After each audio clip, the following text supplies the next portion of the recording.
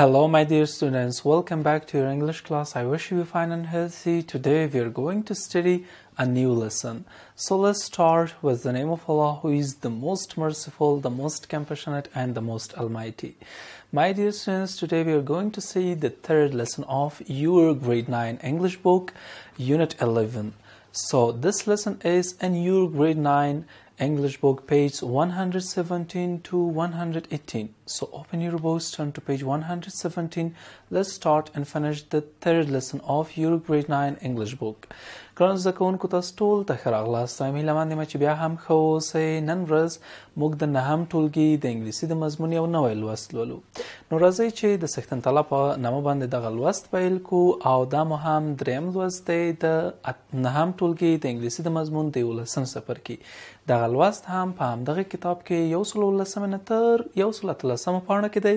تاسو مو کتابونه راخلاص کړئ، 118 پاڼه راواړوئ. راځئ چې دریم لوست د نهم ټولګي د یوولسم څپرکي پیل کو پای ته ورسو. But before to start our today's lecture, it will be also very good to have a short look to the previous lecture. The previous lecture was Unit 11, Lesson 2, and there we have said about two sections: vocabulary, reading, and at the end you had a homework, so I wish you did your homework. ګرانو زده کوونکو تیر لوست هم یو کتنه کوو ځکه مهمه ده. تیر لوست مو هم د یوولسم څپرکي دوهم لوست و. هلته مو دوه برخې د لوستلو لپاره درلودلې: vocabulary د لغاتو برخه، reading د لوستلو برخه. په پای کې مو هم کورنۍ دنده درلودله. هیله مند یم چې هغه مو هم ترسره کړې وي. So now let's start our today's lecture. Our today's lecture is Unit 11, Lesson 3, and here we have three sections to study about them. The first section is conversation, the second section is grammar, the third section is writing, the fourth, and at the end you have a homework, so your homework is very important, so you should do your homework. You should examine yourself by doing your homework. ګرانو زده کوونکو نو راځئ چې د نن ورځې لوست پیل کړو. د نن ورځې لوست ما هم د نهم ټولګي د یوولسم څپرکي دریم لوست دی او دغه لوست هم درې برخې د لوستلو لپاره دلته موږ لرو. لومړنۍ برخه مو conversation ده. conversation خبرې اترې. grammar پښویه برخه هم لرو. writing لیکلو برخه هم لرو. homework لوستلو برخه نه، البته writing لیکلو برخه هم لرو. په پای کې کورنۍ دنده هم تاسو لرئ. homework مو د ډیره مهمه ده. باید تاسو خپل ځان وازمایئ د کورنۍ دندې په ترسره کولو باندې. زموږ د ملاتړ لپاره د بیګم اکاډمیک چینل له ځان سره سبسکرایب کړئ، بیا د شرنګنۍ تڼۍ کېکاږئ ترڅو زموږ ټولو درسي ویډیوګانو ته لاسرسی ولرئ او له هغو څخه برخمن شئ. So let's start our today's lecture by the first title, which is conversation. Here we are going to start the conversation by part A. At part A, pair work. Practice the following conversation with your partner. ګرانو زده کوونکو د نن ورځې لوست پیلوو د conversation یا د خبرو اترو یا هم د محاورې له برخې څخه.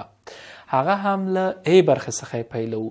په A برخه کې تاسو ته ویلي چې pair work. pair work یعنی جوړه‌یي کار. pair جوړې ته وایي. تاسو ته ویلي چې په pair work یعنی جوړه‌یي کار کې به څه شی ترسره کوئ. practice the following conversation with your partner. لاندنۍ محاوره تاسو له خپل پارتنر یا هم له ملګري سره تمرین کړئ. دوه کسانو ترمنځ دغه محاوره یا خبرې اترې شوي دي چې دا دوه کسان ریپورټر، هغه څوک چې ریپورټر دی یعنی گزارشگر دی، حسیب چې دا بل شخص دی، بل کس دی.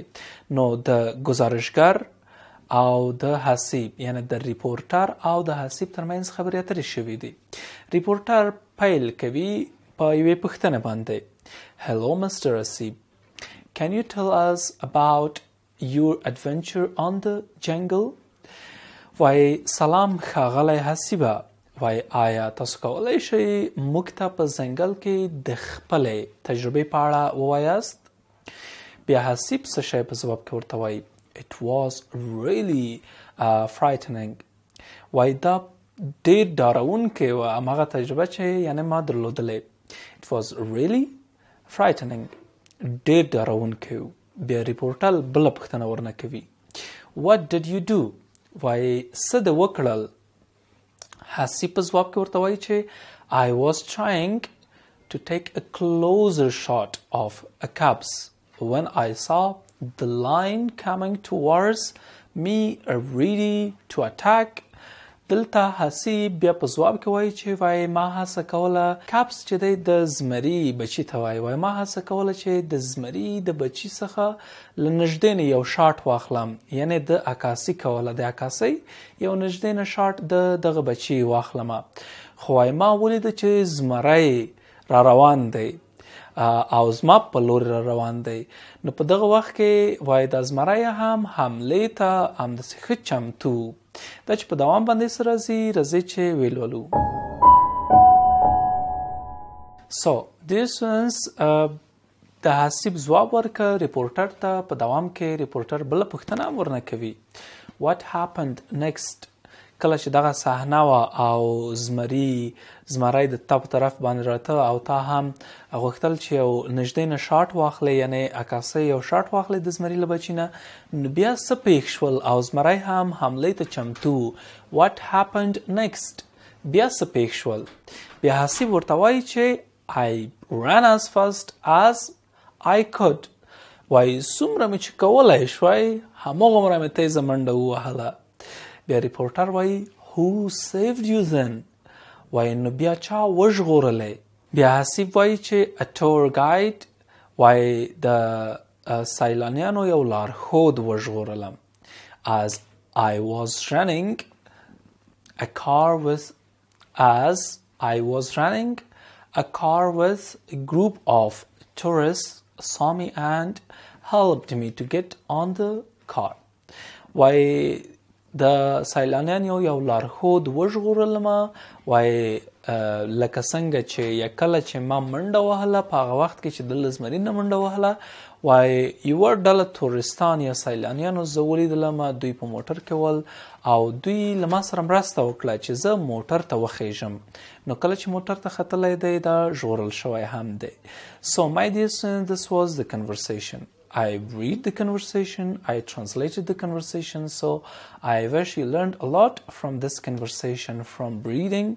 I wish you learned reading of this conversation, and also the meaning of this conversation. ګرانو زده کوونکو دا زموږ د خبرو اترو یا هم د محاورې برخه وه. هیله مند یم چې تاسو هم لوستل زده کړي وي او هم مو ورته ژباړه ترجمه مو هم ورته زده کړي وي.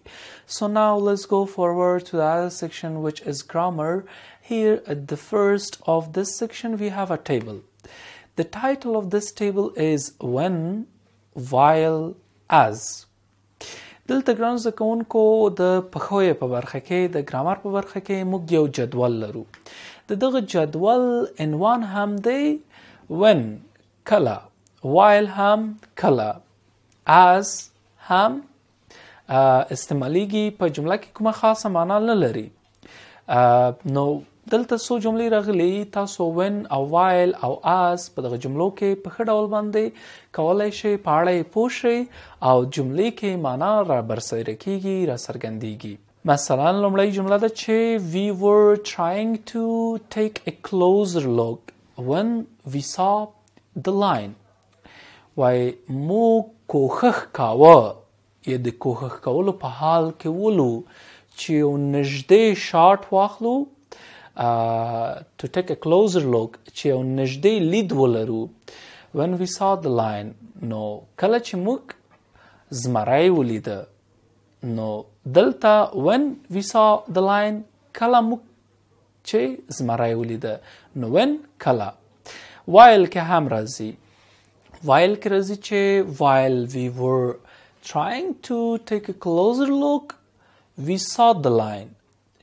وایي کله چې موږ غوښتل یو نږدې دید یا لید ولرو نو هغه وخت کې موږ زمری ولیده. we saw the lion، موږ زمری ولیده. نو دلته چې د جملې په سر کې وایل راغلی او کیدای شي منځ کې هم راشي. بله جمله as ده، د as تړاو باندې as I was struggling the tour guide shot the lion.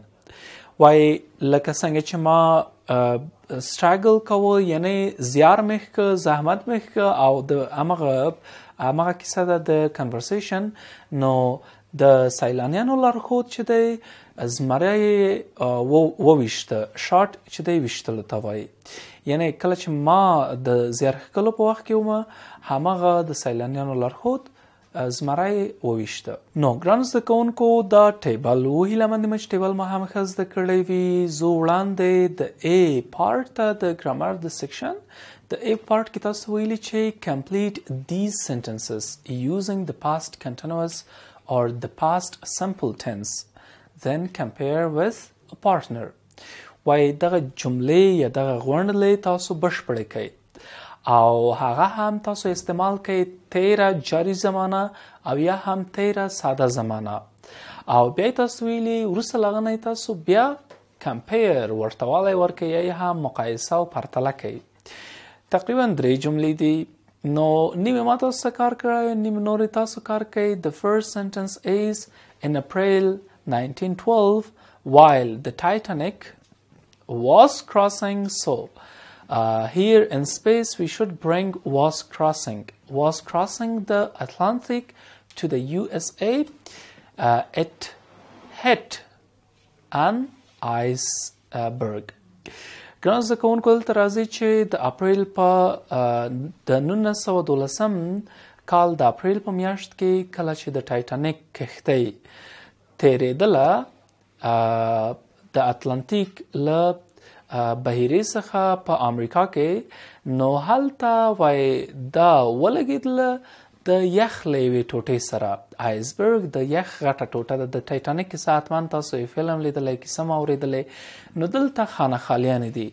اوله خانه خالي کې چې دی پاست کنټینوس راځي ځکه وایل باندې پیل شوی دی. وایل د ټایټانیک واز کراسینګ کله چې تېرېدله یعنې تېره زمانه همغه جاري راځي.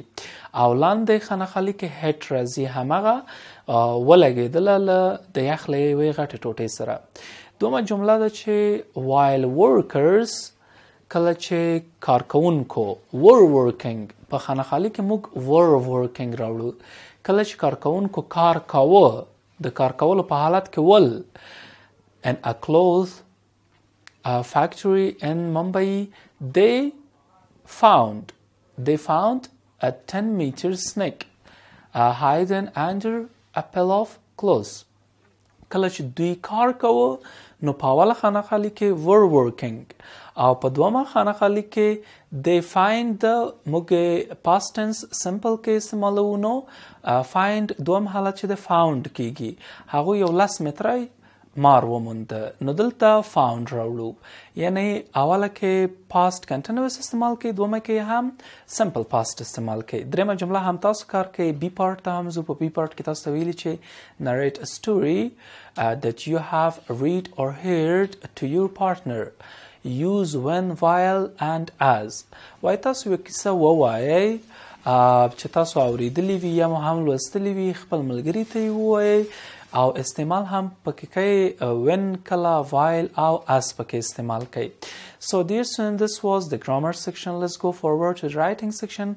Here in part A and in part B, these activities are belongs to you guys. At part A, read David Copperfield again, fill in the graphic organizer with information from the story. د ډیوډ کاپرفیلډ کیسه چې ما تاسو ته ویلې وه او راغلې وه هغه بیا تاسو ولولئ او دغه ګرافیکي شکل چې دی دا هم تاسو ډک کړئ له همغه معلوماتو باندې چې په همغه پسج کې وه ډیوډ کاپرفیلډ چې نو دلته معلومات تاسو درکړي. ټایټل دغه کیسې عنوان څه شی و، پرابلم ستونزه څه شی وه، کرکټرز کوم کرکټرونه ول، څو کرکټرونه و، مور وه، د مېرنی پلار و، دی خپله و، څو نجونې وې هلته، ایونټس کومې پیښې را پیښې شوې وې، 3 پیښې دي، سولوشن حل لارې څه شی وې. نو دا به تاسو کاروئ. او بي سیکشن ستاسو خاصه ځانګړې کورنۍ دنده ده چې دلته تاسو ویلي now think of a story or a real incident and write information about it. وای اوس تاسو د یو بل کیسې په اړه د یوې ریښتینې قضیې په اړه فکر وکړئ او معلومات یې په همدغه ډول باندې ولیکئ. And this is your homework. So dear students, this was our today's lecture. I wish you learned a lot from this lecture. At the end, your homework is the A and B part of your writing section. So do your homework, is very important. Examine yourself. So تر دې چې بل لوست تاسو ته وړاندې کومه ګرانو زده کوونکو د خدای په امان ښې چارې ولرئ. د بل درس د پیل وړاندې لنډه دمه اخلو.